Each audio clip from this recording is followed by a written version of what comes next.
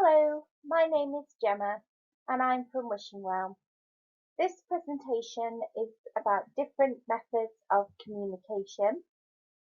It just gives some examples of different tools and techniques you may like to use and may find helpful when supporting your child with additional needs.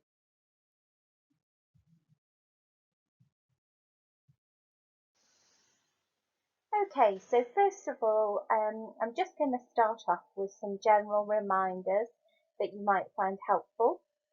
So when you are around your child in the home environment or out and about, visiting places and doing activities together, it's helpful to have a running commentary going about what you're doing and just sort of narrating what you're doing at the time.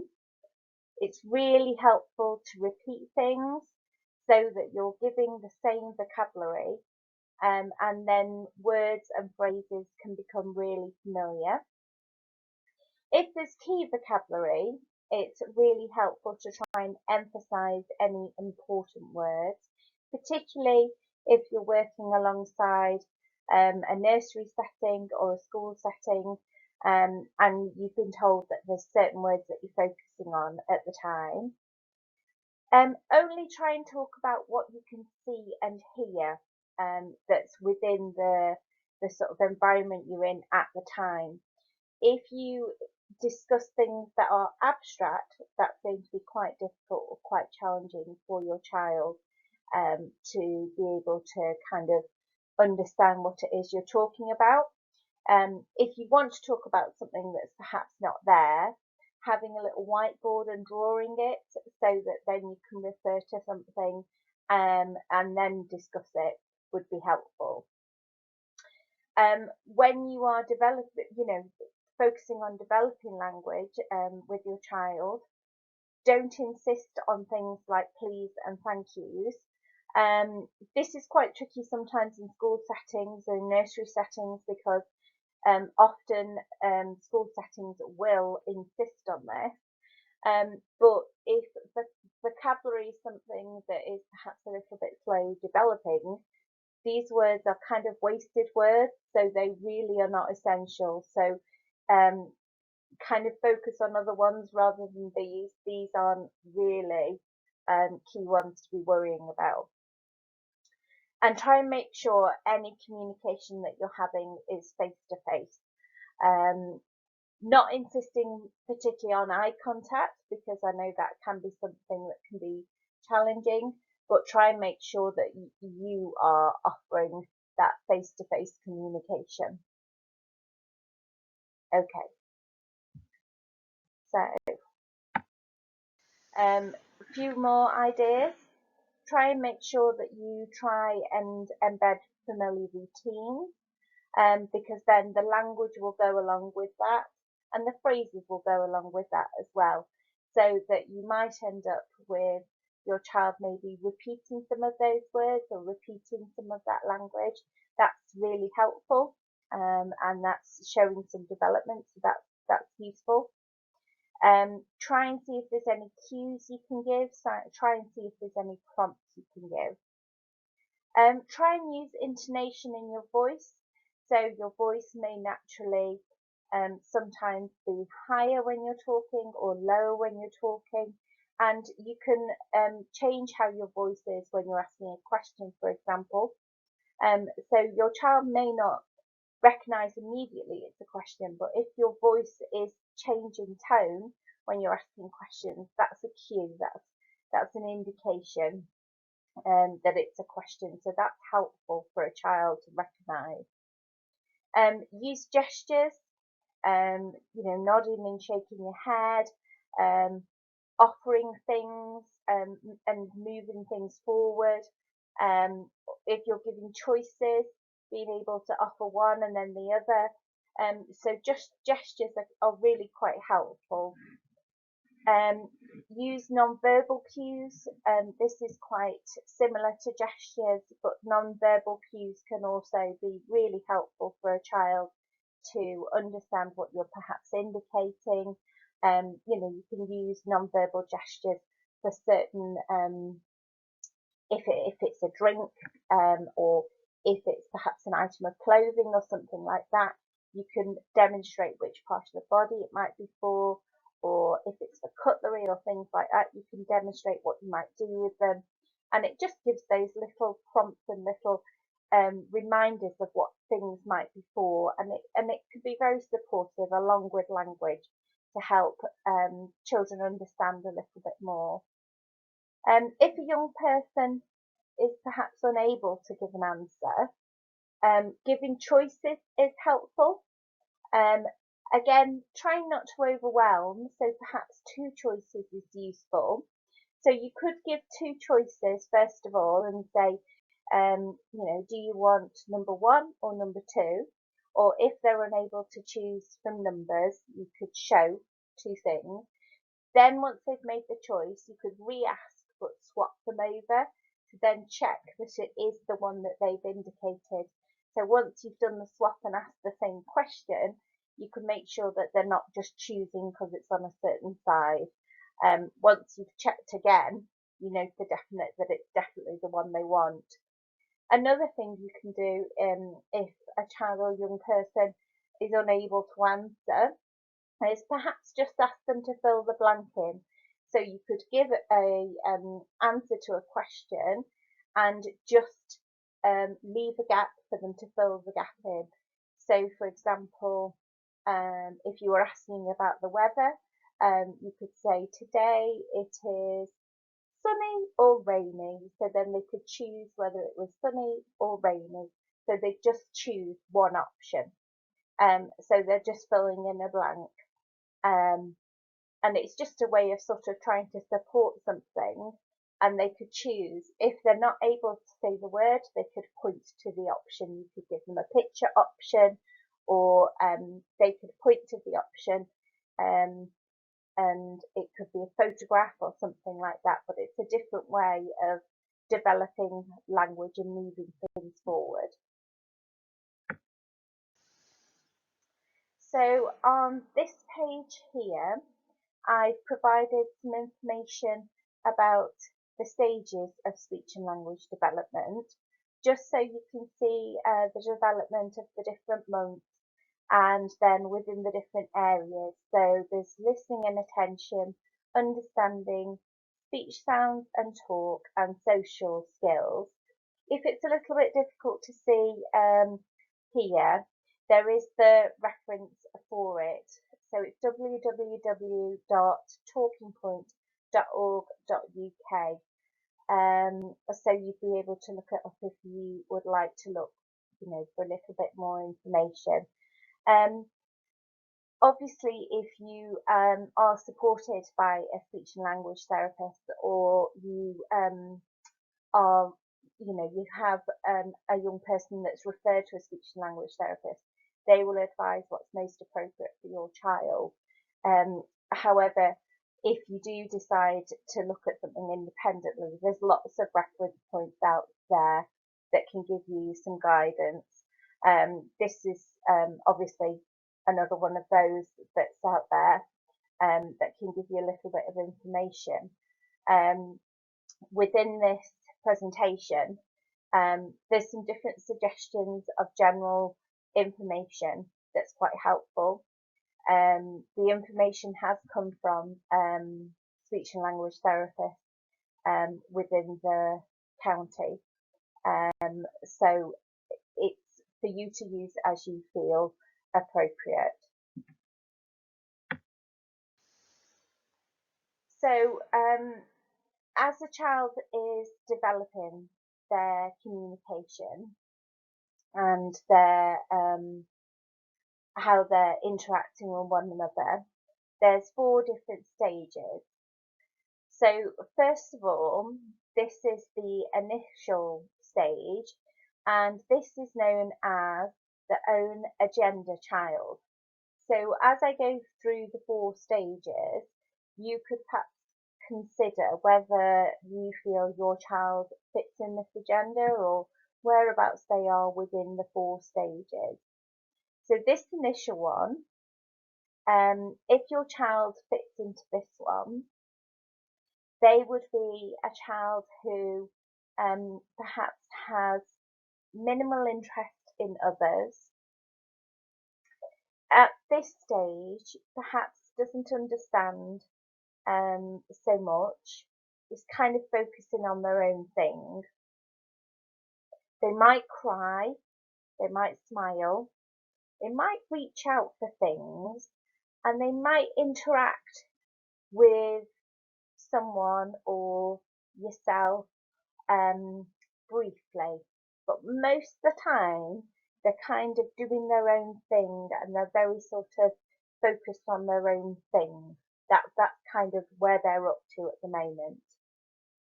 The next step, if you've identified that this is where you think your child is at, is for them to try and pay attention, to try and focus on something, to try and cooperate with some requests.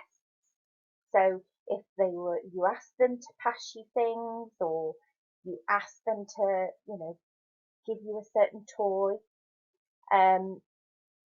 if you ask them to take your hand and lead you somewhere, so you want some gestures from them, and also that you'd like them to have some routines in place really, and that they could follow some routines.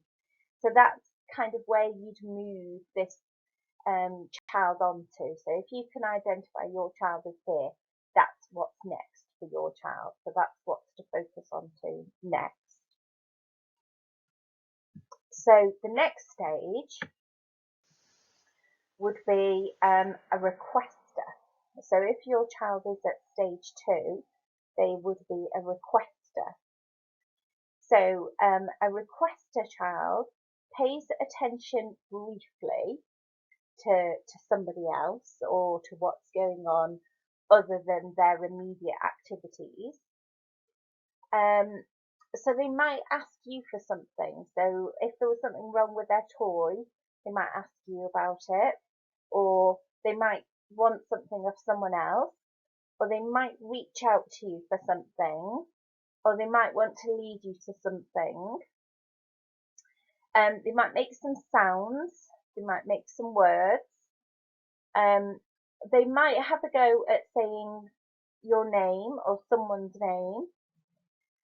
They understand familiar routines and they respond to cues as well. So they've sort of started a little bit further with their communicating, and they're initiating things a little bit more now. They're initiating things that they want to happen.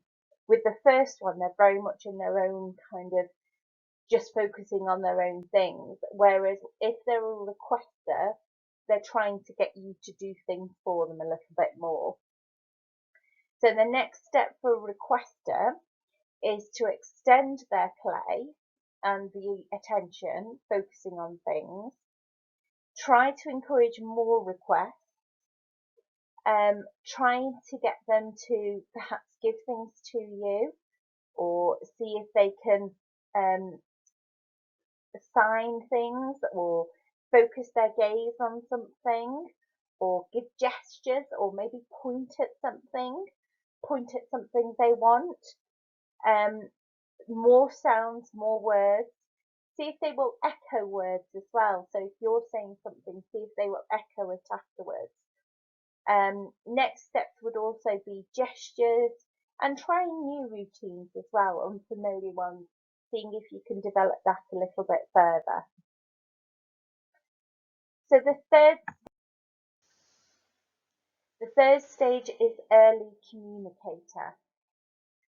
So this is obviously taking things a little bit further now.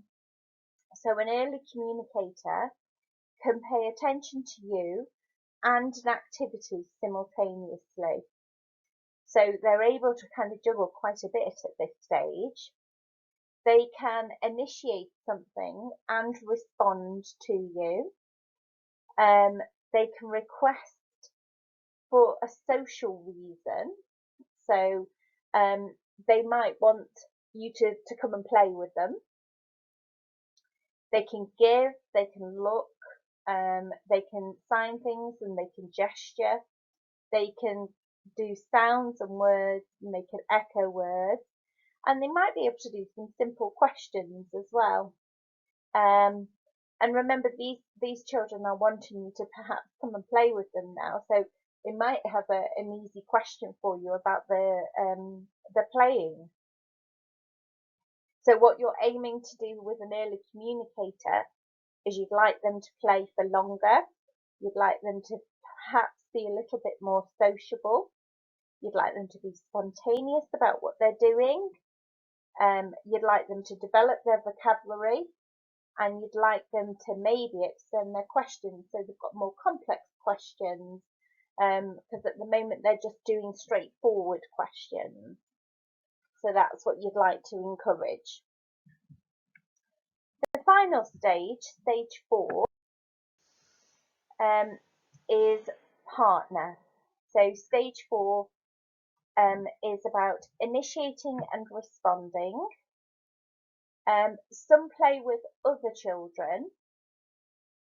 Conversations where there's two children that are taking turns. It's spontaneous. There's echoing. There's gestures. The children are using sentences, and there's understanding of many words with stage 4. The next steps from stage 4 would be that this happened more frequently, that it would last longer, that there would be information sharing, it would be flexible and again spontaneous conversation, that there would be non-verbal communication, so again there'd be lots of gestures, and the children would be, I'm sure, playing very excitedly, and perhaps it would be abstract as well, so they'd be using their imagination a little bit more, and not everything that they'd be discussing would be play and things that were right in front of them. So this is quite an advanced stage, this one.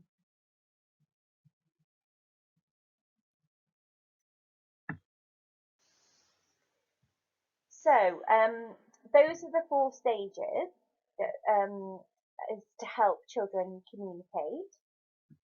So next I'm going to go over some strategies that we can do to encourage children to communicate.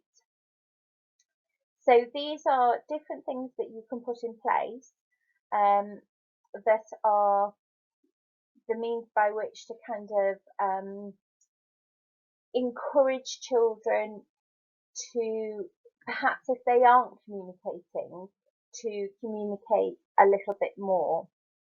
So, for example, the first one is keep items that they want. So if your child perhaps wanted their teddy, if you obviously you need to choose appropriate times to do this. I'll say that first before I go further. If you kept hold of their teddy and perhaps they were gesturing that they wanted their teddy, if you kept hold of it, they would need to continue to communicate to you that they wanted their teddy. So by keeping something they want, they're needing to communicate with you further. So this could be done with other items as well, for example. So you could do this with crisps or something like that. So you could give them some, but keep the rest.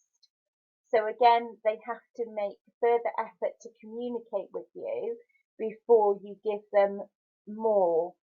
So it's keeping items they want means that they have to make every effort to communicate with you. The next one is sabotage. So if you were doing this, you could sort of accidentally on purpose do something wrong and put their jumper on top of their coat or something, for example. So if you did something like that, and helped them get dressed and did that, then they'd know that you had deliberately done that wrong. So then they'd have to communicate with you because you'd done it wrong, and then they'd obviously, again, you need to choose careful timing. Um, it was totally wrong, and they'd obviously make every effort to communicate with you that it was wrong and it didn't look right and it was different. Changing the routine, again, very delicately choose the moment and the time, but perhaps you could suggest brushing their teeth before they put their shoes on or something like that. So if you change something, it means they will need to communicate with you about it. So by altering something, it changes things which would lead to communication about the situation. If at a dinner table or something like that, you know they're going to ask for a certain item, if you move it out of their reach, it means they have to ask or they have to request in some way for an item, if it's out of their reach. So it could be their drink, or if you know they like ketchup on chips or something like that, it could be the ketchup. Creative stupidity. A classic one with this might be that you put their shoes on and help them with their shoes and then put their socks on afterwards. So that would throw them, and obviously it's a little bit silly. So they would want to communicate with you about that because that doesn't make sense. A little bit like the one we discussed at the beginning, keeping items that they want. You could give them a little bit at a time. So, for example, if you were giving them a meal, you could only put a little bit on their plate when they perhaps were expecting more. So then they would need to communicate with you to get some more. All of these ideas are not about trying to upset or frustrate your child in any way. They are, and obviously you know your child best, so you know when you could perhaps attempt these, and you know when the right time is to do these. All these strategies are to attempt to encourage your child to make the effort to communicate with you. If, when we know children very, very well, we understand their gestures and we understand the noises they make when they're attempting to communicate with us, we continue to immediately provide everything. They often will then not make lots and lots of additional effort to communicate with us. So by perhaps holding back some things, they're going to make that extra effort to communicate. So these strategies are to try and encourage them to make that extra effort to communicate with us. And that's what we're aiming to do. So that's the main focus of these strategies. So another strategy could be to show items and then to ask which one. So you do like a choice and a request. So it could be 2 different cups, one blue, one red, which one, and get them to choose. You could put symbols on a board of different items. So if it was for toys or something, it could be a doll, a ball, and maybe a teddy or something, and they've got to choose which one they want to play with. Or you could have them on little pictures on a lanyard, and that's another alternative. And then they use those on the lanyard and they can choose. Or you could use photos or objects of reference to request. So objects of reference um, would be the actual objects. So if you wanted them as a reward, for example, to choose between certain items. So say we stick to the ball, the doll and the teddy, instead of having pictures of them or photos of them, you would hold up an actual ball, you would hold up the actual doll and you would have the actual teddy, and then they would choose from those.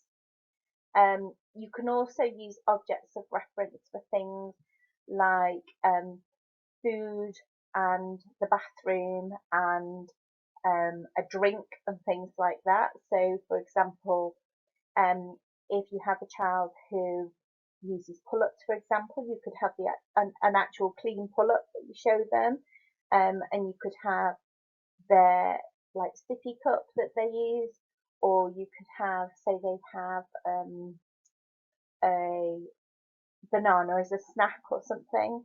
So you could hold up those three and then the child could point at which one they want if they're able to make that choice to tell you, to indicate to you what they want, and you could start with the child making choices with those things.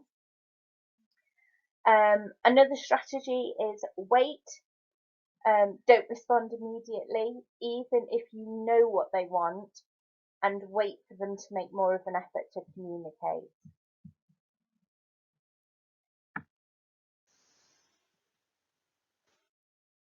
So there are four key aspects to try and remember when supporting your child with play.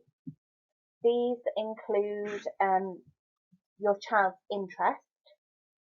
So try and notice what your child is doing.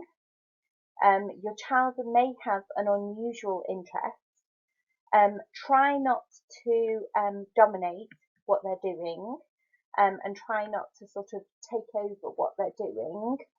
The idea is to sort of try and play alongside them and get involved with their interest.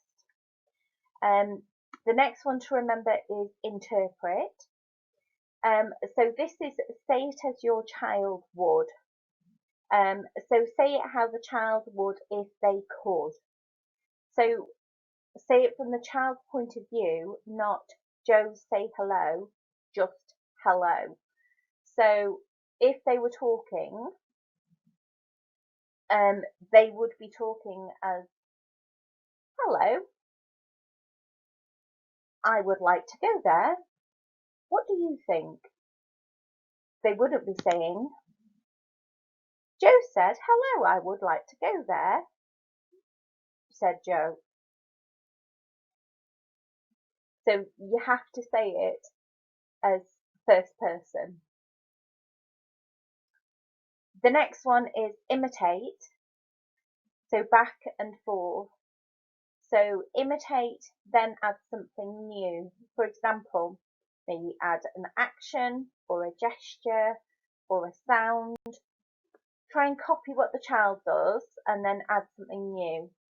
If they don't automatically copy you, then try and cue them in.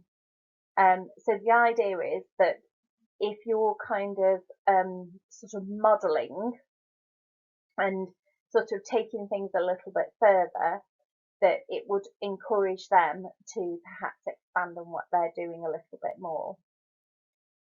And the other aspect is intrude. So try and get involved, get next to the child, include them, and insist you join in.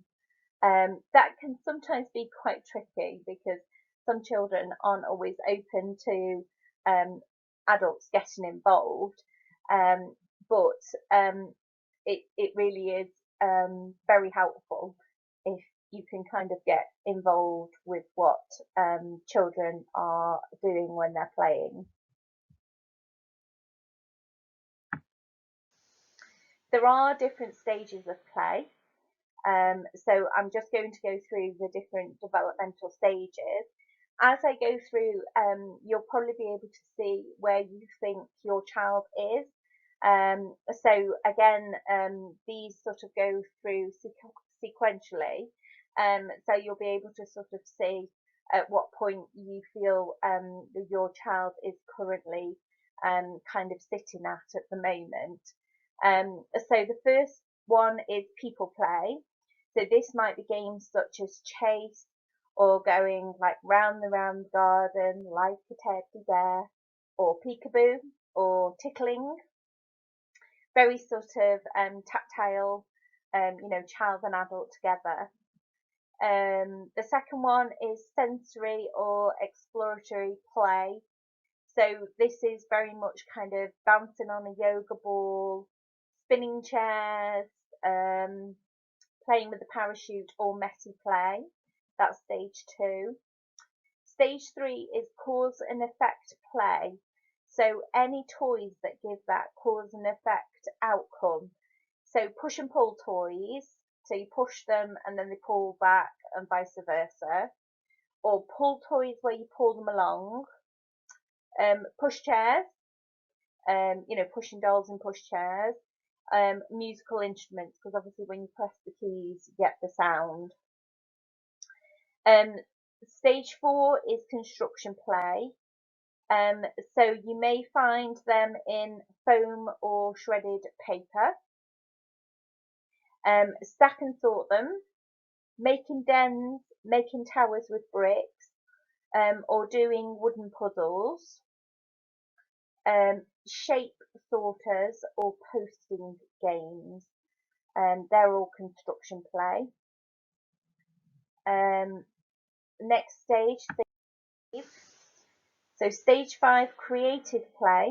So this could be mask making, any sort of cutting, sticking or gluing, cooking, tearing paper, collage, Play-Doh, finger paints or printing.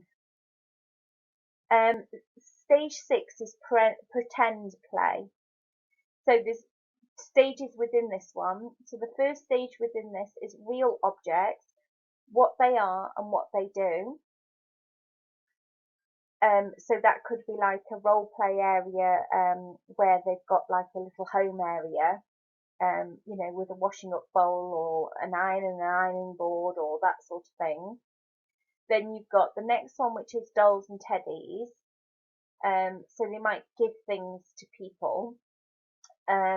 So they might give the dolls and the teddies to people to nurse or to do things to them. The next one is sequences of play. So, for example, dolls' clothes come off, then they go in the bath, then they go to bed. So that's like a sequence of what they have to do with the doll, and how to look after the doll. D is small world play. So this could be, for example, like a farm, or it could be like a little dinosaur world, or it could be a zoo or something like that. And step E, a new scenario story. So that could be where they've come up with their own idea totally by themselves. 7 is role play. So if they've got a role play area and they've come up with their own idea in a role play area. And 8, very complex board games.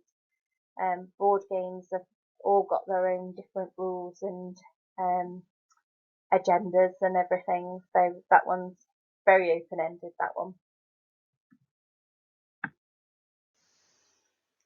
So also for communication, we've mentioned some different tools and things already, and visuals. There's also visual timetables that can be used to support. They can come in different formats. There's horizontal ones that can be provided for the whole day, or you can have more detailed ones that are provided for a shorter length of time, or you can have now and next, which can be for a shorter period of time.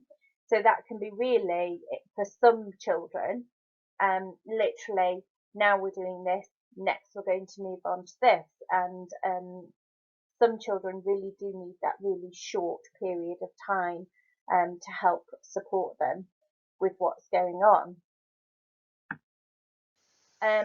This is a picture showing objects of reference. I mentioned about them a little bit earlier when I was discussing objects of reference in relation to the items that could support a child with communication and perhaps choosing which toys.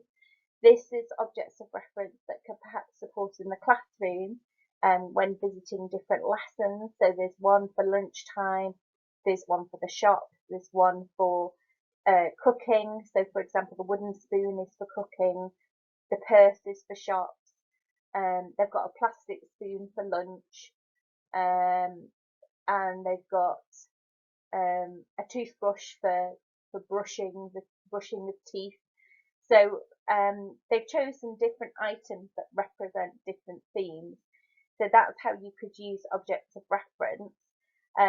When we used to use them in a school setting, we had a lunchtime one that was a plastic spoon, and we used to take that one with us when it was lunchtime to go to the lunchroom. When we had our PE slot, we would take our PE ball that represented PE to our PE lesson. So they can be used to transition you from one place to another, but they can also be used to represent something as well, to help with communication. These are other means of communication that can be supportive. So in the left-hand corner, that shows some that could go in a lanyard that might help with communication. So for example, there's a picture of a toilet, washing hands, drink, fruit, bag. So for example, if you felt your child was able to communicate and recognise those pictures, they could have them on a lanyard and show you those if you felt they could understand those. Perhaps if they weren't able to verbalise those yet, but they would understand those, they could show you those on a lanyard. Or, like the communication maps, you can have as many or as few pictures as you want to, and they could point at the pictures on the map to show you those. So for example, I've worked with a little boy in the past who had a communication mat, and his language was still developing, but he understood yes and no. He understood happy and sad. He understood a picture of his favourite foods. So he could point to his mat to show me things and to show me how he was feeling or what food he wanted. And I understood what he meant. He could show me when he needed the toilet. He could show me when he wanted his food and things like that. And he could use his communication map for that. When we were walking around the building, I wore a lanyard, and he could flick through my cards on my lanyard and show me on my lanyard how he was feeling. And it was a really useful way of showing our how he could communicate with me. And we did that alongside developing the other strategies to develop his communication.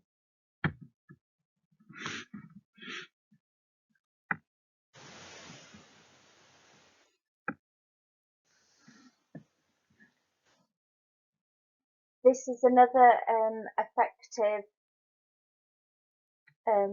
technique that you can use. So this is a selection of visitors that a child may see, for example.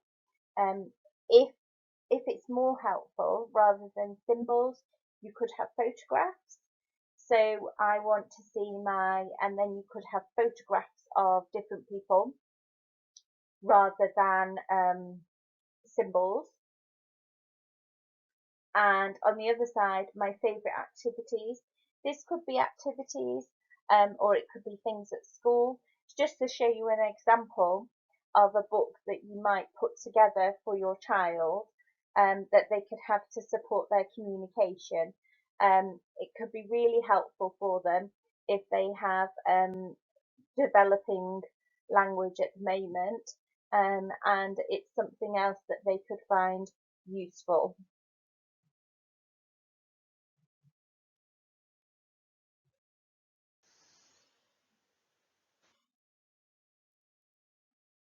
So social stories and comic strips are really useful ways for children and young people um, to be supported with their communication.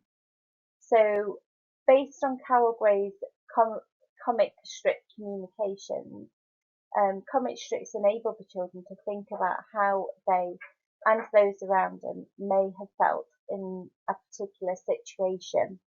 So the example here, where the young man is talking to his mum explains that she's going to run down to the store, and then he notices that she's not running, she's going to drive, and he questions this, but she explains that it's 14 miles away, and he's surprised. Um, so she explains that obviously she can't run all that way, she's driving.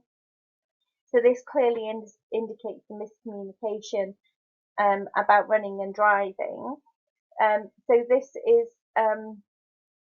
quite a clear miscommunication about language, which can often be the case for children and young people, that people misunderstand language. So children can figure out a different way of doing things. Sometimes if they use a comic strip to help explore things and explain things. So this is sometimes used for this reason. So Carol Gray also developed the concept of social stories, and social stories present information in a concrete form. So there's an example of a social story also here on this page. This can make information easier to understand. Social stories can be personalised for the child, including their name and things. They can cover a wide range of situations. They can help reduce anxiety, and they can help neurotypical people to understand how a neurodivergent person can perceive a situation differently.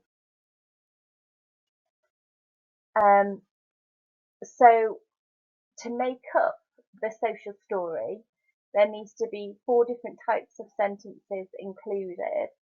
The first one is descriptive sentences. So these are sentences that would include the person's name and age, and would describe the child's behaviour. The next one would be perspective sentences. Sorry. So the next sentence will be would describe another person's point of view, so not the child's, to give another perspective. The next would be directive. So this sentence will try to encourage the appropriate behaviour. So it's important to ensure that you're not forcing compliance from the child, but you must choose language carefully to reflect this. So, for example, you may start with, I can try to. And then the ending sentences would include more directive sentences on how people will be feeling. So, for example, as well here, it would be important to include the end. So it's very clear for the child that the story has then come to a close. So both of these different techniques using social stories and comic strips are highly recommended. There's lots of different examples of both on the internet.